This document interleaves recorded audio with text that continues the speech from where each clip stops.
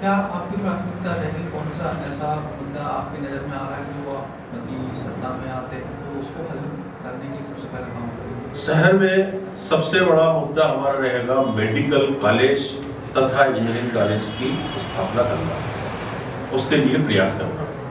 तो मेडिकल, क्योंकि हमारे पड़ोसी जिले में, पड़ोसी तहसील में, बुधनी में है, और यहाँ हमारे यहाँ पूरे संभाग में मेडिकल कॉलेज नहीं है, जिससे हमारे जो मेधावी छात्र हैं, गरीब के बच्चे हैं, वो भी अच्छे मतलब जो आ सकते हैं।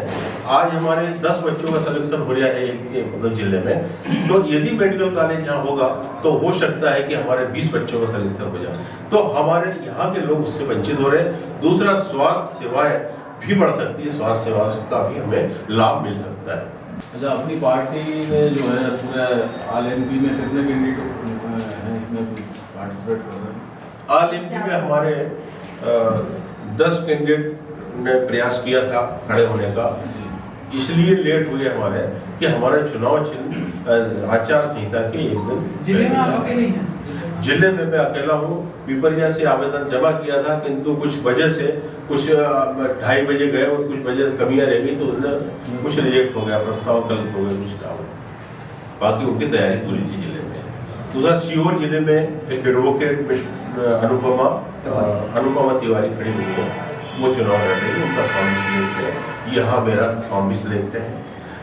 और महिदपुर उज्जैन में भी खड़े हुए थे, वही व्यास जी खड़े हुए, तो एक मतलब कुछ लोगों को कुछ कंफ्यूजन हो गया कि ये पार्टी मतलब राष्ट्रीय पार्टी है, तो एक कैंडिडेट एक ही प्रस्तावक लगेंगे, तो एक प्रस्ताव उन्होंने भर दिया तो फॉर्म रिजेक्ट हो गया हमारे।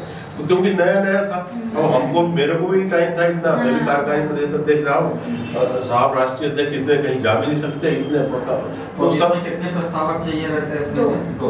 दो रहते नहीं, जो राष्ट्रीय पार्टियां हैं उनके लिए एक, और जो दूसरी पार्टियों के लिए 10 प्रस्ताव।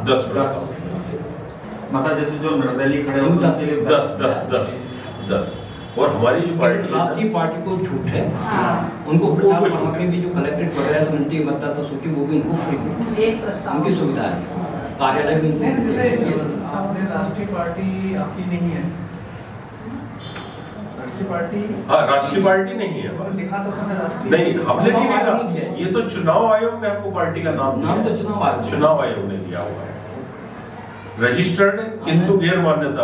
मान्यता जब हमको मिलेगी, जब वो पूरे हाँ, वो कुछ परसेंटेज 6% पूरा मतों का 6% जो है, 6%। आप पार्टी का आपको मालूम होगा, पार्टी को अब मिला है, अब मिला है, ऐसा ही जी, ऐसे ही है। ऐसे आप लोग भी कुछ परसेंटेज जब विधायक नाम लगाएंगे तब आप मतलब राष्ट्रीय स्तर पर 6% वोट होना चाहिए। यस, नहीं, प्रदेश में आप प्रदेश में 6 कैंडिडेट आ उस प्रदेश में वैध मतों का 6% मेरी अच्छा है जी, तो उसको मान्यता हो जाती है, उसको पार्टी को जो संबोधित किया जाता है वो कहा जाता है पंजीकृत मान्यता प्राप्त दल।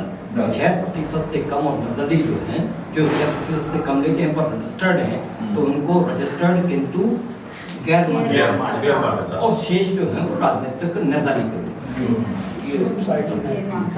दूसरा, किसानों की जो समस्या थी, किसानों की गंभीर समस्या है। आपने देखा होगा कि बिजली का जो प्रदाय है वो पूरे टाइम नहीं मिलता, 6 घंटे 8 घंटे शिफ्ट में मिल रहा है, तो ये समस्या मतलब सभी जगह आ रही है। तो बिजली का प्रदाय तो कम से कम प्रॉपर होना चाहिए।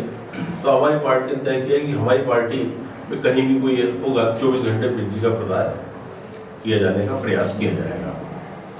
किसानों का दूसरा, फसल का जो उत्पादन होता है, आपने देखा होगा फसल तो उत्पादन बड़े पैमाने में हो रहा है, फसल का विक्रय जो है ना, विक्रय में किसानों को बहुत समस्या आ रही है। आपने देखा होगा 200, 250, 300 ट्राली एक स्थान पर लगी रहती है, और सोसाइटी में, हर सोसाइटी में, इस जिले से मतलब नहीं, हर जिले में, हर तहसील में आपने देखा होगा कि 2-2, 3 दिन तक उनका विक्रय नहीं हो पाता।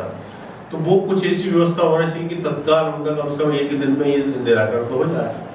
तो कुछ ऐसा उपाय करना चाहिए, तो उसमें हमारी प्राथमिकता किसानों की रहेगी। फिर एक किसानों की समस्या में एक बहुत बड़ी समस्या है खाद और बीज। मेरे ख्याल से वो हर साल मैं भी एक किसान भी हूँ, तो किसानी में खाद और बीज समय पर उपलब्ध नहीं हो पाता, अच्छी गुणवत्ता वाला नहीं। वो खाद तो आपने खाद की समस्या सरकार की तरफ से शायद नहीं रहती, जो भी समस्या हो, लेकिन खाद और बीज की समस्या हमेशा बनी रहती है। आपका कांटेक्ट नंबर दे दीजिए। 94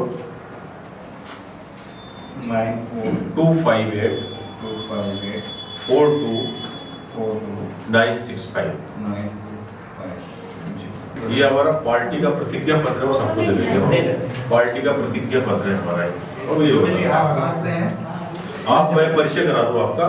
आप राष्ट्रीय अध्यक्ष हैं श्री दुर्गा प्रसाद जी दुबे जी। डीपी और के नाम से ज्यादा जानते हैं। वर्तमान में मतलब अभी भोपाल और जबलपुर दोनों जगह रहते हैं। जी और आप विधानसभा उप सचिव रहे हैं जी। रोहड़ी जी के साथ। पूरा मतलब इनको वर्षों का अनुभव है विधानसभा का। मतलब कैंट वाला क्षेत्र आप। आपका चुनाव मेरा क्षेत्र क्षेत्र है ना? यस यस, ये जबलपुर बात। उत्तर।